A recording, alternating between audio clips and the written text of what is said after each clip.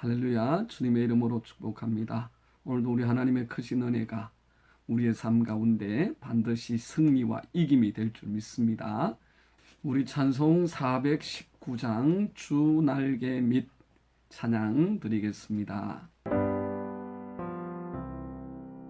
주 날개 밑 내가 편안히 쉬네. 밤 깊고 비바람 몰아쳐도 아버지께서 널 지켜주시니 거기서 편안히 쉬리로다.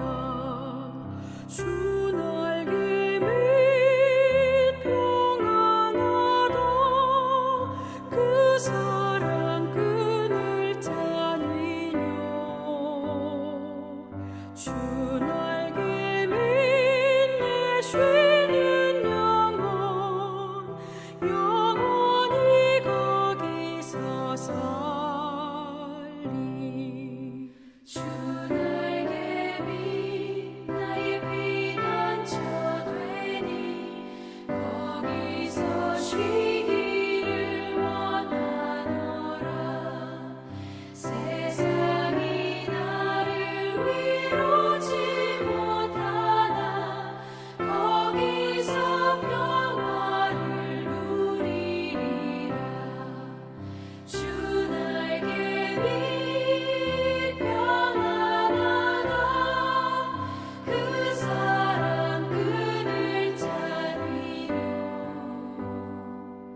주 날개 밑 내 쉬는 영원히 거기서 살리. 주 날개 밑 참된 기쁨이 있네. 고달픈 세상 길 가는 동안 나 거기 숨어 돌보심을 받고 영원한 안식을 얻으리라. 주 날개 밑 평안하다. 그 사랑 끈을 짜니뇨. 주 날개 밑 내 쉬는 영원히 거기서 살리. 하나님 말씀은 시편 9편 1절에서 20절까지 말씀입니다. 내가 전심으로 여호와께 감사하오며 주의 모든 귀한 일들을 전하리다. 내가 주를 기뻐하고 즐거워하며 치존하신 주의 이름을 찬송하리니 내 원수들이 물러갈 때에 주 앞에서 넘어져 망함이니이다. 주께서 나의 의와 송사를 변호하셨으며 보좌에 앉으사 의롭게 심판하셨나이다. 이방 나라들을 책망하시고 악인을 멸하시며 그들의 이름을 영원히 지우셨나이다. 원수가 끊어져 영원히 멸망하였사오니 주께서 무너뜨린 성읍들을 기억할 수 없나이다. 여호와께서 영원히 앉으시며 심판을 위하여 보좌를 준비하셨도다.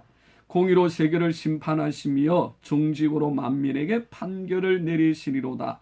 여호와는 압제를 당하는 자의 요새이시요 환난 때의 요새이시로다. 여호와여 주의 이름을 아는 자는 주를 의지하오리니 이는 주를 찾는 자들을 버리지 아니하심이니이다. 너희는 시온에 계신 여호와를 찬송하며 그의 행사를 백성 중에 선포할지어다. 피 흘림을 신문하시는 이가 그들을 기억하시며 가난한 자의 부르짖음을 잊지 아니하시도다. 여호와여 내게 은혜를 베푸소서. 나를 사망의 문에서 일으키시는 주여 나를 미워하는 자에게서 받는 나의 고통을 보소서. 그리하시면 내가 주의 찬송을 다 전할 것이요 딸 시온의 문에서 주의 구원을 기뻐하리다. 이방 나라들은 자기가 판 웅덩이에 빠지며 자기가 숨긴 그물에 자기 발이 걸렸도다.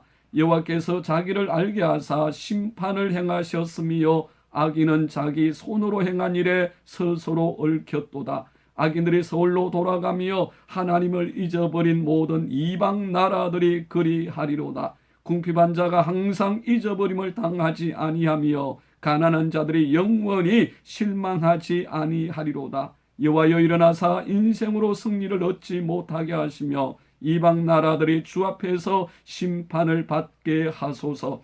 여호와여 그들을 두렵게 하시며 이방 나라들이 자기는 인생일 뿐인 줄 알게 하소서. 아멘. 사랑하는 여러분, 여러분의 삶에 하나님은 어떤 분이십니까? 내 삶에 역사하신 하나님에 대한 간증들을 들어보면 하나님은 분명 한 분이신데 우리가 각각 경험하고 만났던 하나님은 너무나도 많습니다. 다 다르지요.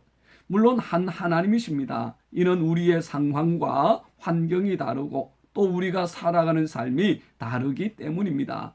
그러나 정말 중요한 것은 우리 모두는 반드시 하나님을 인격적으로 만나야 하고 그분에 대한 간증이 우리에게 있어야 합니다.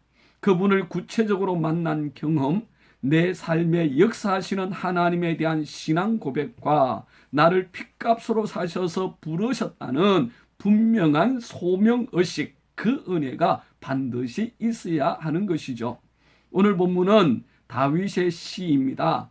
다윗은 오늘 본문에서 자신이 만난 하나님을 소개하는데 10절을 보면 여호와여 주의 이름을 아는 자는 주를 의지하오리니 이는 주를 찾는 자들을 버리지 아니하심이니이다 하고 고백합니다. 다윗은 하나님을 찾는 자들을 반드시 버리지 아니하시는 하나님으로 소개합니다. 그렇습니다. 하나님은 하나님을 찾는 자들을 버리지 않으십니다. 버리지 않으실 뿐만 아니라 반드시 만나주시고 구원해 주시는 분이 하나님이십니다. 오늘 본문 13절을 보면 다윗은 원수들과 미워하는 자들로부터 심각한 고통과 환난을 당합니다.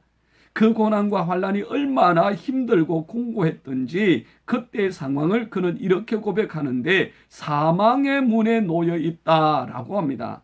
여호와여 내게 은혜를 베푸소서. 나를 사망의 문에서 일으키시는 주여 나를 미워하는 자에게서 받는 나의 고통을 보소서 고백했습니다. 실록에는 사망의 문 앞에 놓여 있습니다. 하나님께서 은혜를 베풀어 구원해 주시지 않으시면 금방이라도 사망에게 삼킴받을 위기를 만나고 있는 것이죠.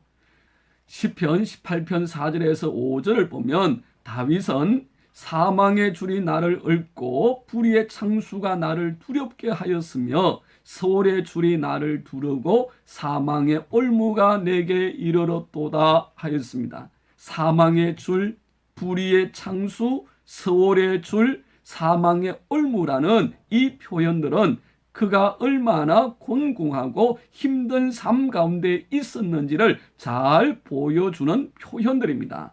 그는 숨쉬기조차 힘들 정도로 심각한 환난과 곤고 가운데 있었습니다.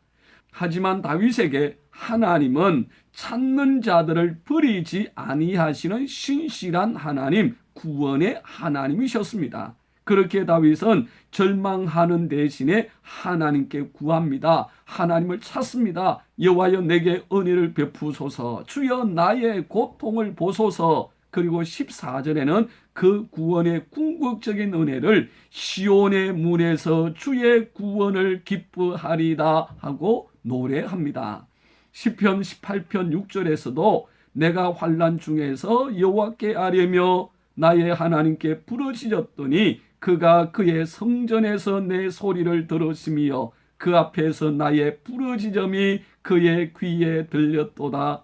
여러분 너무 귀한 고백을 하고 있지 않습니까? 그렇습니다. 하나님은 반드시 그를 찾는 자들을 사망의 문에서 건져내어서 시온의 문, 곧 하나님의 영광의 문으로 인도하십니다.